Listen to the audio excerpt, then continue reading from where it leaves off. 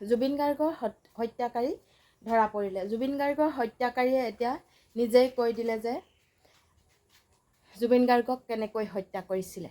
নমস্কাৰ বন্ধু বান্ধৱীসকল, কি খবৰ আপোনালোকৰ? ভালনে বাৰু? বৰ্তমান মোৰ ভালেই। জুবিন গাৰ্গৰ হত্যাকাৰী এতিয়া ধৰা পৰিছে, কাৰণ জুবিন গাৰ্গৰ হত্যাকাৰীয়ে নিজ মুখে এতিয়া স্বীকাৰ কৰিছে অকল জুবিন গাৰ্গকে হত্যা কৰা নহয়, এতিয়া আৰু বহুকেইজন তেওঁলোকৰ তালিকাত আছে বোলে হত্যা কৰিবলৈ, আৰু সেই লিষ্টখন আপোনালোকৰ মাজত মই আগবঢ়াই দিবলৈ লৈছোঁ।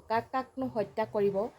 পোন প্ৰথমতে কৰিব গৰিমা বৌক, মানে গৰিমা বৌক লৈ এটা ফেচবুকত কমেণ্ট দিছে, আৰু সেই কমেণ্টটো এতিয়া সকলোতে ভাইৰেল হৈ পৰিছে।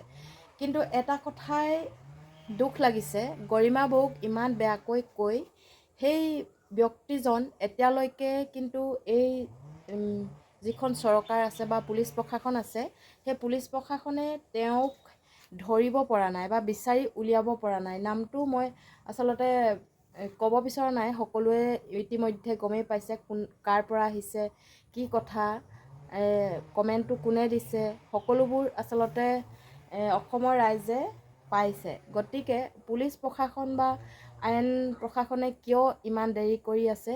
গৰিমা বৌৰ লগতে কেইবাজনকো হত্যা কৰিম বুলি কোৱা কথাত তেওঁলোকে ইমান দেৰি সেই অপৰাধীজনক ধৰিব পৰা নাই।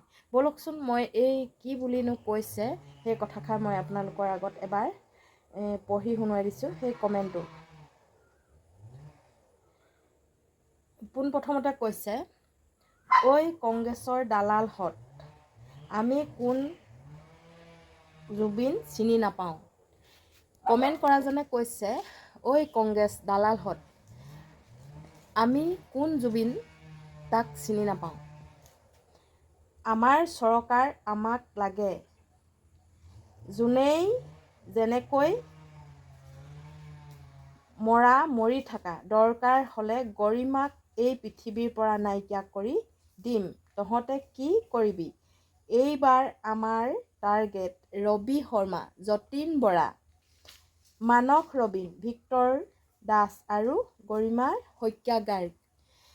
নিশ্চয় আপোনালোকে এই কমেণ্টটোৰ কালিৰ পৰা ভাইৰেল হৈ আছে, গম পাইছে যে গৰিমা বৌক অপেনকৈ ভাবুকি দিছে, আৰু অপেনকৈ অকল ভাবুকি দিয়াই নহয়, তেওঁক লগতে আৰু কেইবাজনৰ নাম প্ৰকাশ কৰিছে।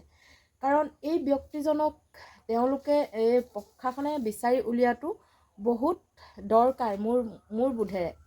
কাৰণ বিজেপিক বদনাম কৰিবলৈ তেওঁ কংগ্ৰেছৰ নাম লৈ কৈছে নে তেওঁ প্ৰকৃততে বিজেপিয়ে হয়, সেই কথাটোৰ এক নম্বৰতে জড়িত হৈ আছে। আৰু চৰকাৰখন দুই এদিন হৈছেহে, বিজেপি চৰকাৰ আকৌ পুনৰ জয়যুক্ত হৈছে, তেওঁলোকে চৰকাৰ গঠন কৰিবলৈ পৰা নাই। গতিকে চৰকাৰখন গঠন নহওঁতেই আকৌ তেনে এটা বাক্য কৰি কংগ্ৰেছ তহঁত কোন বুলি কৈ বিজেপি বদনাম কৰিবলৈ এই ব্যক্তিজনে এনেবোৰ কাণ্ড কৰিছে নে প্ৰকৃততে তেওঁ বিজেপি হৈ নে সেই জুবিন গাৰ্গক হত্যাৰ লগত জড়িত হৈ থকা এইজন ব্যক্তি। তেওঁক যদি গ্ৰেপ্তাৰ কৰি সোধা পোছা কৰে বা তেওঁক যিখিনি সুধিবলগীয়া আইন প্ৰশাসনে তেওঁক গ্ৰেপ্তাৰ কৰি ধৰি আনি তেওঁক সোধা পোছা কৰিলে সকলোবোৰ ওলাই পৰিব। কাৰণ তেওঁ কি চখত এনে এটা কমেণ্ট দিলে? গৰিমা বৌ এনেই গোটেইজনী মানুহজনী শুকাই খীনাই অৱস্থা নাইকিয়া হৈছে।